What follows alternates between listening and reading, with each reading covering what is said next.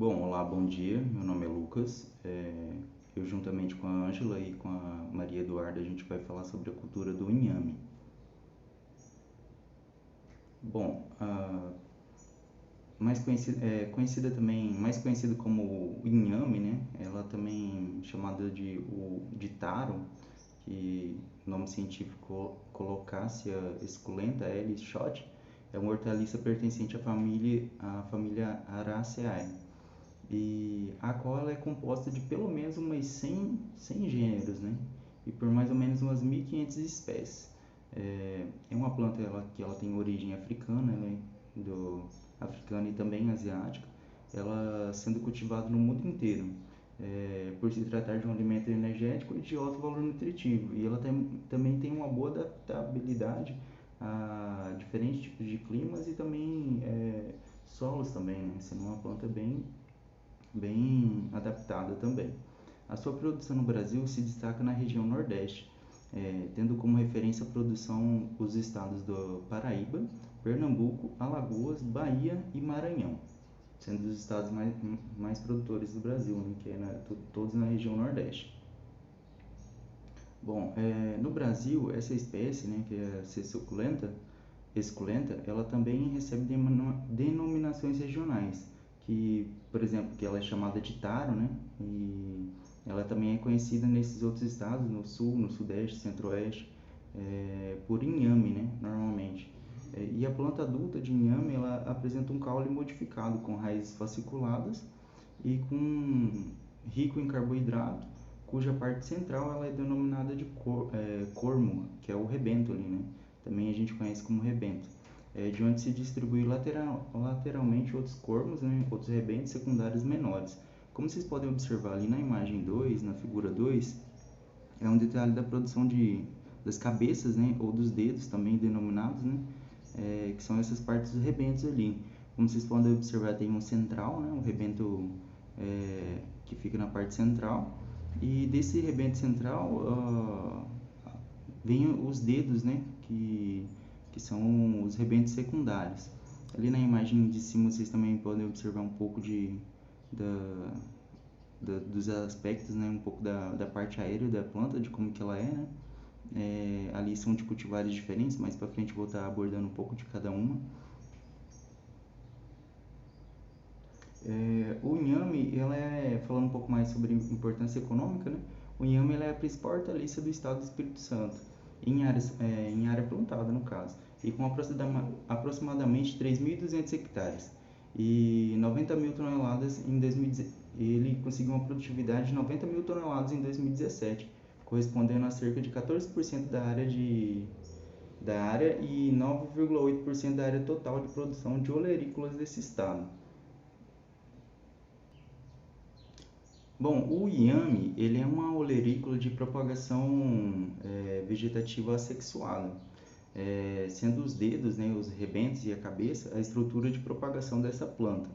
Após um período de repouso, depois de ser colhido esses rebentos, né, que vão ser as formas de propagação, a gema apical do cormo vai se iniciar a brotação, né, após um período de repouso. Nas cultivares chinês e macaquinho, predomina um formato ovalado do rebento, né? Ele tem um formato mais ovalado, essa parte ali do rebento. Enquanto na cultivar São Bento, o rebento ele tem um formato mais alongado, o outro mais ovalado, na do macaquinho e na do chinês. Aqui a parte aérea, né, um pouco dos aspectos da parte aérea. E essa parte que eu estou falando, parte mais ovalada e ondulada, seria mesmo aqui na parte na figura 2 ali, como vocês podem observar os dedos, né? Aí o que vai ser mais ovalado, o outro mais ondulado.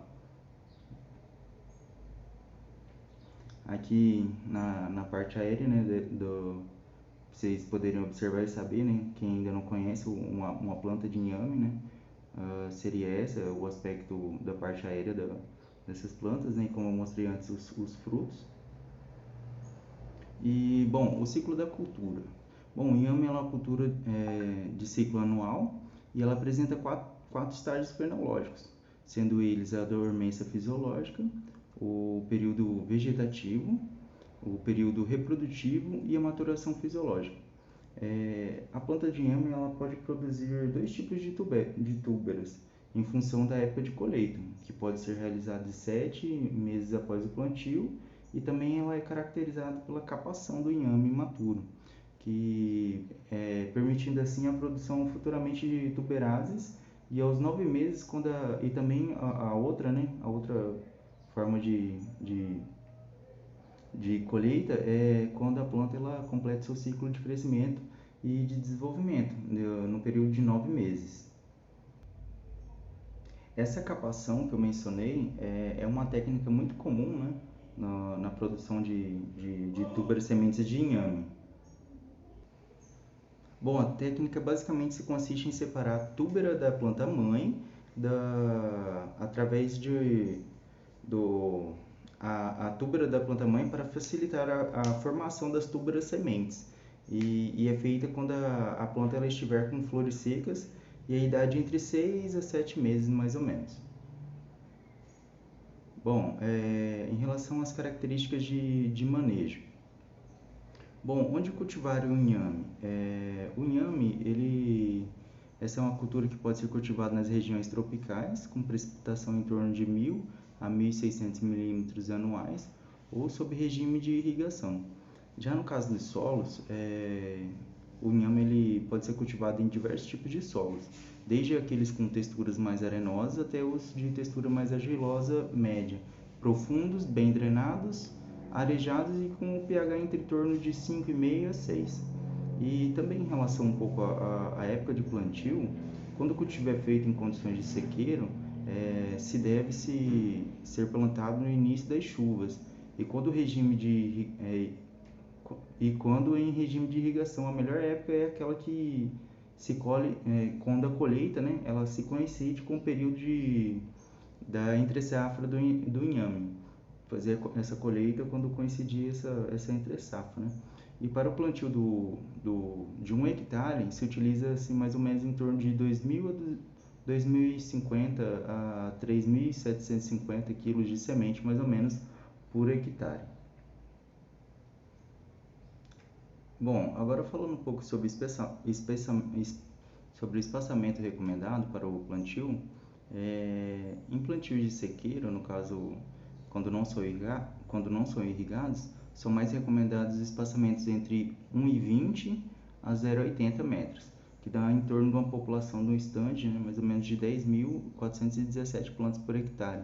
Ou também dá para se utilizar de 1 metro por 0,80 centímetros, né, por 0,80 metros, que vai dar uma população em torno de 12.000 a 12.500 plantas por hectare. E em plantios irrigados, em condições em que há irrigação, né, para as plantas, os espaçamentos mais recomendados é de 1,20 por 0,50, que dá em torno de 16.667 plantas por hectare, ou de 1,20 por 0,60, que vai dar uma população estimada mais ou menos de 13.889 plantas por hectare. Bom, antes do plantio, se deve selecionar as sementes, escolhendo sempre as mais maduras, né, com 30 a 60 dias de repouso fisiológico e sadias, e também se atentar aos sintomas de ataque de doenças, como no caso da casca preta, que vai ser abordado mais para frente pela Ângela, e a cabeleira e a podridão verde, né, que são doenças que elas vão estar, às vezes, além de você estar colocando, se você não prestar atenção na escolha dessas sementes, né, desse material que vai ser propagado ali, né, que é de forma assexuada, você vai estar inserindo mais doenças, né, na sua lavoura, no caso.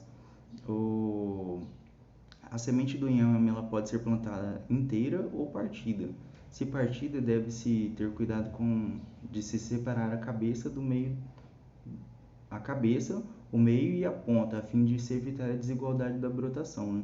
Separar mais ou menos em 3, né?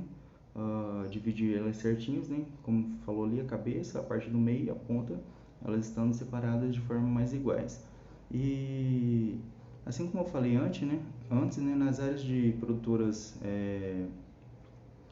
de inhame localizadas na região do Nordeste, produtividade média, mais ou menos, da cultura é em torno de 10.647 quilos por hectare, mais ou menos. Isso é uma fonte de Santos, Macedo, 2002.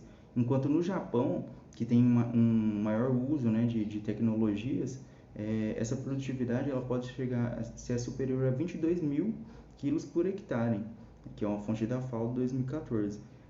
Essa baixa produtividade tem muito a ver com vários fatores, né? No caso, um dos mais principais é a tecnologia, né? O emprego da tecnologia, o manejo inadequado às vezes pelos produtores, né? Da cultura, a baixa fertilidade dos solos no Nordeste, no caso, o uso de tubers sementes de qualidade agronômica inferior, em função da disponibilidade de material de melhor qualidade, e elevada severidade também de doenças, principalmente fúngicas e de fitonematóides também, que são as que mais prejudicam essa cultura. Então, assim como eu falei, é ideal você estar escolhendo umas mudas, né, que você escolher uma cultivar, né, é o primeiro passo, né, de manejo para você ter uma boa produtividade. Escolher uma cultivar ideal ali para sua plantação, atendendo os requisitos, né, do local, né, mais adaptado possível para o sol, para o clima da região, para se ter uma boa produtividade. Boa noite. Eu vou dar continuidade agora no que o colega Lucas estava apresentando. Eu vou continuar falando um pouquinho sobre algumas características de manejo da cultura do inhame. Eu vou falar aqui sobre o plantio. O plantio ele pode ser feito em cova alta, também chamada de matumbo, e em neirão ou até o camaleão, utilizando-se sementes inteiras ou sementes partidas. O solo ele deve estar afrouxado e com certa profundidade para propiciar um bom desenvolvimento para as túbaras, né? Para as túbaras ali. A importância da cobertura morta. A prática, né, é uma prática de sequeiro e tem finalidade de manter a umidade do solo. Essa é a importância da cobertura morta. Ela vai proteger o solo da radiação solar direta, vai cobrir o solo e também vai proteger de lixiviação. E também ela vai servir para proteger as túbaras sementes da influência dos raios solares e também do calor excessivo, oferecendo, né, consequentemente, melhores condições para o desenvolvimento. Por quê? Sem o sol intenso, sem o calor excessivo e sem a questão da lixiviação, as túbaras elas vão se desenvolver de forma mais plena. Agora um pouquinho sobre calagem. A calagem ela é feita conforme a análise de solo. Isso é a questão da calagem, para se chegar nesse resultado da calagem, você precisa fazer uma análise de solo, que indica a necessidade do calcário e a necessidade da aplicação. Também deve ser feita a conta da distribuição, a taxa de distribuição, e deve ser feita essa calcariação de 2 a 3 meses antes do plantio, devido à baixa solubilidade, porque a gente precisa de um tempo para o calcário conseguir reagir, aí vai ser esse tempo até a gente instalar a cultura. Sobre a adubação. A adubação é orgânica, ela é feita, utiliza antes do plantio, aproximadamente 1 litro de esterco de curral, bem curtido por cova. Já a adubação química, ela é feita mediante recomendação da análise de solo em questão da fertilidade.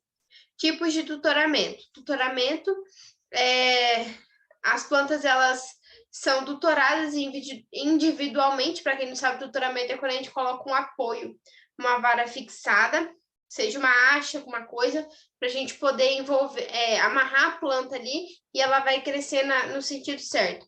Então, o inhame é uma cultura que necessita desse tutoramento. São varas de aproximadamente 1,20 m a 1,5 m, é uma planta grande. São colocadas ao lado da planta no momento de plantio, ou em ocasião, quando surgir os brotos, a gente vai e coloca.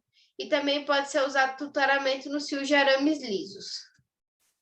Aqui um exemplo do tutoramento, nessa imagem aqui, as varas, vocês podem ver que a cultura do inhame é uma cultura alta, inicia assim, mas fica assim, aqui é um inhame. As pragas. Bom, o inhame ele tem várias pragas que vão atacar durante o desenvolvimento. A primeira é a formiga cortadeira, né, conhecida como formiga roça, pode se controlar através de inseticidas, formicidas ou aplicando o formicida diretamente no formigueiro. Recomenda-se o uso de formicidas líquidos no inverno ou em pó ou em forma de iscas granuladas no verão. Essas formigas, elas têm um grande problema, a gente tem muito problema com ela aqui na região onde eu atuo, no capim. Elas são muito difíceis de controlar, porque geralmente essas formigas cortadeiras, geralmente é mais a quem que ataca. E aí ela tem um hábito noturno. E aí elas são muitas, e aí geralmente são utilizadas a questão das iscas, que elas vão carregar a isca para dentro do ninho. Ali dentro, essa isca ela vai fermentar e vai formar um gás matando as formigas. Porque o produto de contato não vai adiantar, porque elas ficam muito escondidas. A lagarta das folhagens, o controle deve ser feito com um inseticida, um piretróide, pode ser o Decis ou o Karatê, logo após o aparecimento da praga. Sobre a broca do caule, o controle deve ser realizado com inseticidas, carbaryl na base de 200 a 250 gramas do produto comercial para 100 litros de água, ou deltametrin na base de 25 a 50 ml do produto comercial para 100 litros d'água para controle. As doenças. A ocorrência de doenças na cultura do inhame vai constituir em um dos principais fatores que vão interferir no quesito produtividade. Dentre os patógenos que influem nessa cultura, vão se destacar os fungos e também os nematóides. Aqui uma doença, queima das folhas. Os sintomas, eles podem surgir nos ramos, pecíolos, folhas da planta, onde a gente pode observar essas manchas, que vão aparecendo manchas circulares e necróticas. Tende a ter formato circular e cor marrom escura, que significa que está necrosando, ou seja, o tecido está morrendo. E ele inicia com essas pintinhas e vai chegando até a necrose e morte completa. De coloração marrom escura, frequentemente é um halo amarelo, circundadas por um halo amarelo, podendo alcançar até 3 centímetros de diâmetro. Essas manchas, elas vão induzir como eu já disse, a grandes áreas que estão necrosadas e, consequentemente, folhas retorcidas que vão cair facilmente e se desprender. Quando existe severidade, pode levar a intensa desfolha, que vai comprometer a formação das túberas e das túberas sementes, porque vai interferir no quesito fotossíntese, né? Doenças viroses. Dentre os vírus que vão causar doenças no inhame, a gente pode destacar os que são de ampla distribuição geográfica, que são dos gêneros potivírus e batnavírus. Eles podem ocorrer em infecções simples e também uma mistura dos dois. Aqui, ó, folhas de inhame apresentando sintomas de mosaico, mosqueado e distorção foliar por conta do vírus. Esse aqui é o que o vírus causa. Olha lá. Os sintomas podem incluir mosaicos, mosqueados, clareamentos e nervuras, clorose, nanismo e até a distorção. Contudo, não pode atribuir o sintoma a uma espécie viral específica. Ela pode ser causada por diversos tipos. Aqui a gente pode ver que as infecções podem ser simples ou até mistas, podendo ser distintas e até ter sintomas semelhantes. Além do fato de que infecções mistas, elas acontecem frequentemente. Então, a gente nunca pode dizer que é vírus X ou vírus Y, que a gente não tem como saber, porque geralmente as infecções, elas vão estar juntas. Eu vou até aqui, muito obrigada. Dando continuidade agora, e vou estar falando sobre as doenças causadas por nematóides na cultura do inhame. A doença da casca preta do inhame, ela é causada pela Scutelonema bradys, então ela é altamente limitante para a cultura do inhame, ela é influenciada, né, negativamente no valor comercial do produto. Então, as sementes e túrberas que são comerciais, né, atacadas por esse nematóide, então, da casca preta, apresentam na superfície extrema uma podridão seca, preta ou marrom, então é visível em qualquer etapa dela. O manejo ele deve se basear na exclusão, na redução das populações, então, não sendo possível também a sua total erradicação do solo, né? Não tem como eliminar ela totalmente. E uma das alternativas também é o plantio de sementes sadias, como a principal medida, né? Para reduzir um pouco esses danos causados pela doença. Então, o cultivo durante 2 anos, né, com incorporação ao solo junto com resíduos orgânicos, que é de fácil decomposição, ele ajuda a promover também a redução desses nematóides, e não foi registrado nenhum produto, um agrotóxico, né, junto ao Ministério da Agricultura, da Pecuária e do Abastecimento do MAPA, né, para essa nematóide, para essa cultura, né, então, ela é a presença, então, de áreas energicidas, né, enegrecidas, são pequenos pontos de coloração amarela que se projetam, né, para toda a circunferência das túberas, igual na foto do canto direito embaixo, ela cortada numa lâmina transversal, onde aparece bem o que ocasiona essa nematóide. Então, a nematóide de galhas, ela é ocasionada pela meloidógene, então ela é uma doença causada, né, que é por uma espécie muito encontrada, então ela é uma das principais doenças, principais nematóide que ataca, ela ataca principalmente, causa danos na parte radicular, com uma formação de inúmeras galhas, né, dentro das quais vivem como os parasitas, eles vivem dentro, né, sedentários. Então, a proliferação de raízes também secundárias é um outro sintoma frequente da meloidógene. E uma das medidas, né, preventivas é manejo,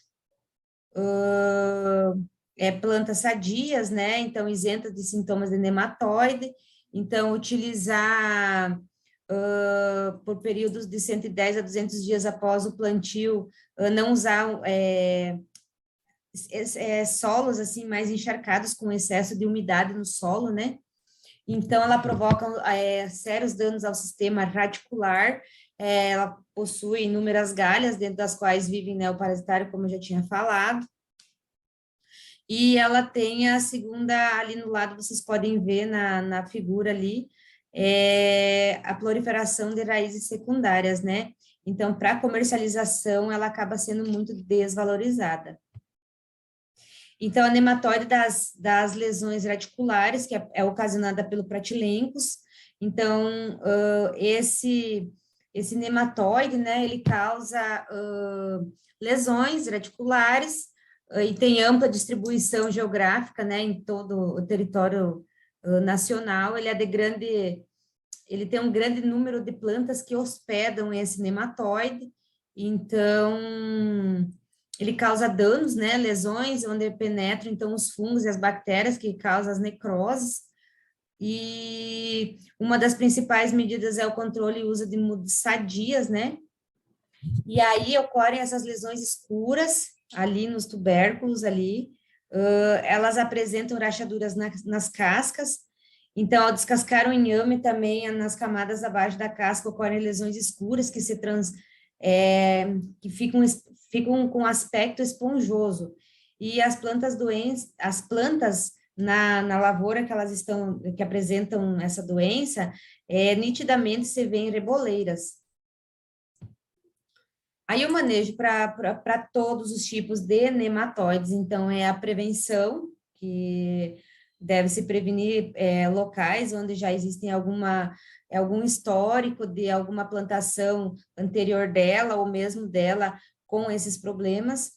Rotação de cultura, geralmente é usado muito a braquiária para fazer essa rotação. Plantas antagonistas, né, no caso, a crotalária ou alguma outra planta que ajude no controle. Muita matéria orgânica, a matéria orgânica ela ajuda na parte de erradicação dos nematóides, já que os nematóides, eles não são muito de matéria orgânica. Variedades resistentes, o uso de sementes sadias, né? E alguns registros sobre controle biológico, sobre controles naturais, assim, vários agricultores, eles usam, né, o controle, mas sem como eu falei antes, não há registro no mapa, mas há vários históricos que eles consigam fazer o controle via biologia, né? Eu vou falar um pouquinho sobre a podridão verde do inhame. Ela é uma doença de pós-colheita causada pelo fungo Psinium sclerotigenium. Então, o tubérculo, a túbera, né, em corte transversal, ele apresenta internamente uma podridão úmida de coloração marrom, igual está ali na foto. O controle é preventivo, ele pode ser feito por meio de cuidados, né, na hora da colheita. Também o manuseio, se deve cuidar muito com o manuseio, evitando ser aqueles ferimentos e os cortes, né, nessas operações. A colheita, falando um pouquinho sobre a colheita da túbera, do inhame, né, geralmente ela é feita de 180 dias até 210 dias após o plantio. Então, o amadurecimento do inhame pode ser constatado pela seca das flores, né, e também pelo amarelecimento das folhas do inhame. Como é feita a colheita do inhame?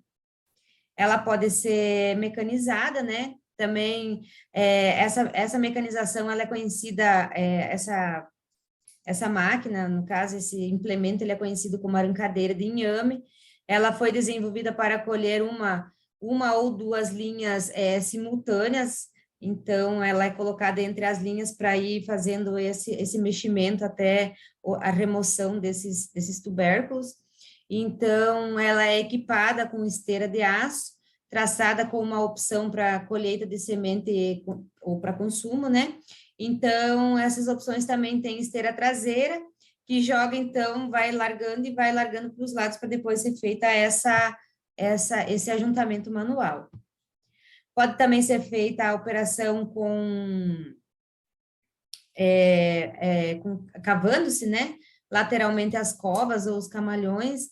Então, se descobre essa túbera comercial e separa-se da planta-mãe através de um corte, exatamente no ponto que liga com a parte aérea. Na manual, uma pessoa colhe entre 800 a 1.200 túberas, que seria cada gominho, cada parte, né, por dia. A produção esperada do inhame. Então, a produção hoje, ela segue recomendações, se for seguindo, né, essas recomendações adequadas do plantio, em condições climáticas favoráveis, né, a produção, ela pode alcançar médias de 20 a 25 toneladas a hectare. Então, se utiliza-se também sistemas de cultivo tradicional, a produtividade fica de 9 a 12 toneladas por hectare, né? Então, após colheita, como ela é feita? Ela é feita a limpeza desses rizomas, corte na parte aérea, retirado o excesso dessas túnicas. Então, esse rizoma central, que é a mãe, ela não tem muito valor comercial, ela tem um valor menor, mas o rizoma filho, né, que é a classificação geralmente é dada por tamanho, tem de 20 a 200 gramas. Então, firmes em áreas moles, enrugadas, e ela não pode ter sinal também de brotação. Pela parte da brotação ali, ela acaba tendo uma desvalorização. O uso do inhame, ele pode ser utilizado na alimentação tanto humana como animal, possui excelentes propriedades medicinais, e algumas espécies são cultivadas com a finalidade farmacológicas, né, visando a obtenção de materiais para a síntese de cortisona e também de hormônios como o esteroide. Então, até aqui vai o nosso trabalho. Agradeço a todos. Muito obrigada.